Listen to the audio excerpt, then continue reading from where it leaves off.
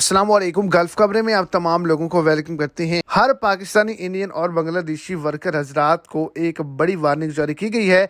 तमाम लोगों को खबरदार किया गया है कि आप तमाम लोगों के पास सिर्फ 12 दिन बाकी हैं।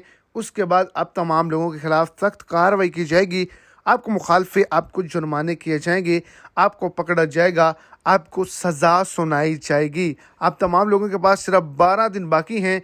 कौन सी बड़ी मोहलत किस वजह से दी गई है और किन लोगों के लिए परेशानियां जो हैं वो आने वाली हैं, वीडियो के तफसीलात को जानने के लिए वीडियो को अंत तक देखें ताकि आपको तमाम डिटेल की अच्छे से समझ आ सके। और अगर इस चैनल पर फर्स्ट टाइम है तो लाजमी से चैनल को सब्सक्राइब करें, वीडियो को लाइक करें और अपने दोस्तों तक इसको ज़्यादा से ज़्यादा शेयर करें।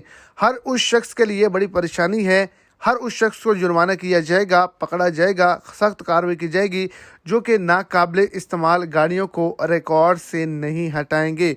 मोहलत जो है वो सिर्फ 12 दिन की बाकी है। इस मोहलत के बाद आपको भारी जुर्माने किए जाएंगे। तो अगर आपके नाम पर गाड़ी है, आप उसको इस्तेमाल नहीं करते तो उसको जल्द से जल्द ख़त्म करवाएं।